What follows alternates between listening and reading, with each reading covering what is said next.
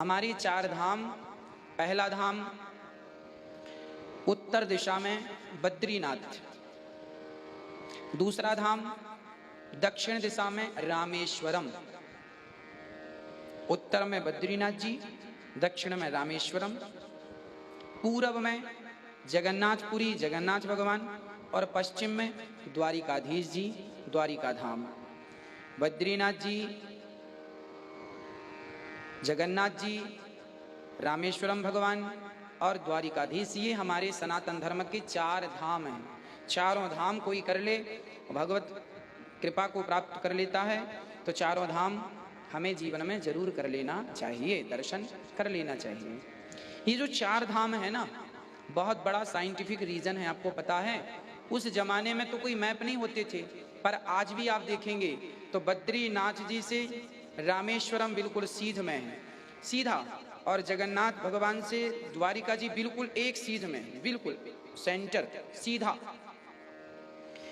Actually हमारे घर में चार कमरे होते हैं ना, रसोई है, हमारे सोने का है, हमारे नहाने का अलग स्थान है, बाथरूम इत्यादि, चेंजिंग का कपड़ों का अलग है। उसी प्रकार संपूर्ण भारत भगवान का घर है।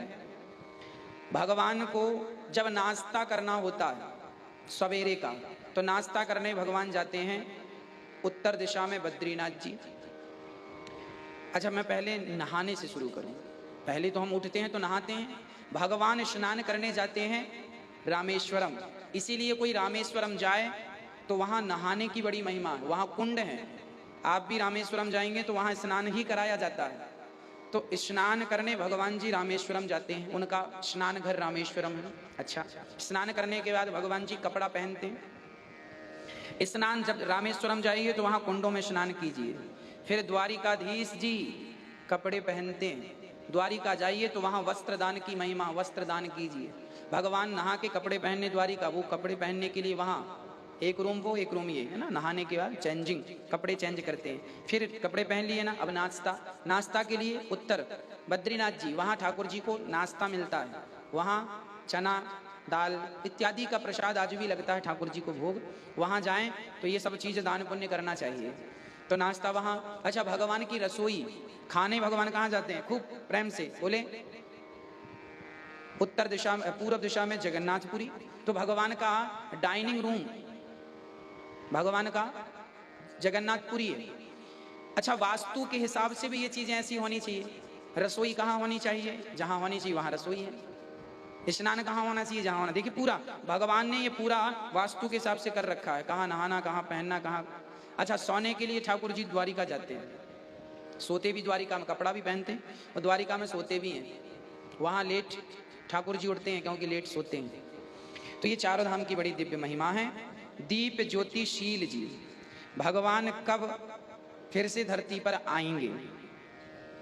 कलयुग के अंत में संबल ग्राम विष्णु यश नाम के पंडित जी के घर कल की अवतार लेकर, जब कलयुग के केवल 100 वर्ष रह जाएंगे, तब भगवान आएंगे। कल की भगवान आकर पापियों का नाश करेंगे और पुनः सतयुग की स्थापना करेंगे, और वहीं से सतयुग स्टार्ट हो जाएगा। आशीष रघुवंशी जी, नंद बाबा ने कौन सा पुण्य किया या जिससे श्री कृष्ण ने उनके घर पर जन्म लिया?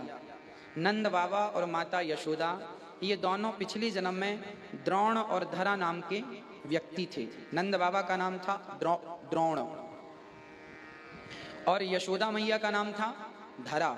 ये दोनों पिछले जन्म में भी पति पत्नी थे, यशोदा और नंद बाबा।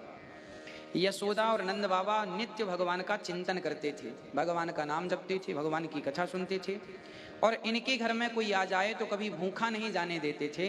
एक बार तो ये स्थिति आई कि माँ यशोदा के घर में कुछ संत आए, घर में कोई सामान नहीं था, सेठ के यहाँ गए कि भैया कुछ पैसे उधार दे दो। उन्होंने सुंदरता यशोदा की देखी और लट्टू हो गए, कहा तुम अपने स्तन हमें दे दो तो हम पैसे दे देंगे। तब धरा माँ ने अपने दोनों स्तन काट कर दे दिए और बदले में पैसे लाकर संतों की सामग्री लाई और भोजन कराया। उस दिन नंद बाबा घर पर नहीं थी।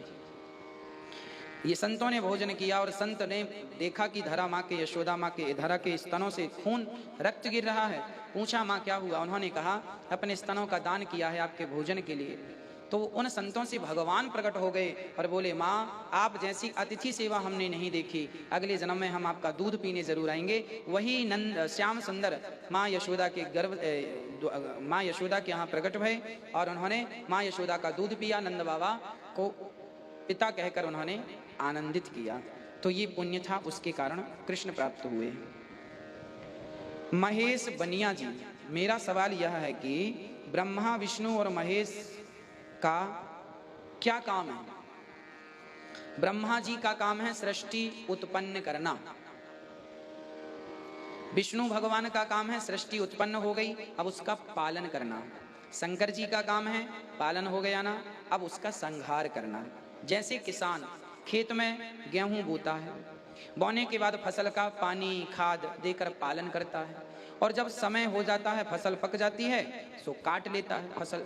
उसी तरह हम सभी का जन्म, पालन और संहार वह नारायण ही ब्रह्मा बन के सृष्टि करते हैं, विष्णु बनकर पालन करते हैं, शिव बनकर संहार करते हैं। बिजली में भी आपने 3 ही तार देखे होंगे, है ना? हम प्लग लगाते हैं तो प्लग में भी 3 ही पॉइंट होते हैं। आपके घर में बोर्ड है, आप कूलर का प्लग देखिए, उसमें भी एक बड़ा और 3 होते हैं उसमें भी। तो ये 3 मतलब ब्रह्मा विष्णु महेश, एक पालन, एक उत्पत्ति और एक संहार। तो ये तीनों आवश्यक है ना? तो इनका ये काम है। आप लोग प्रश्नोत्तरी को देख रहे हैं, वीडियो को शेयर करते जाएं फेसबुक व्हाट्सएप में, तो और लोग भी जुड़ेंगे और लोगों को भी उनके प्रश्नों का उत्तर मिलेगा।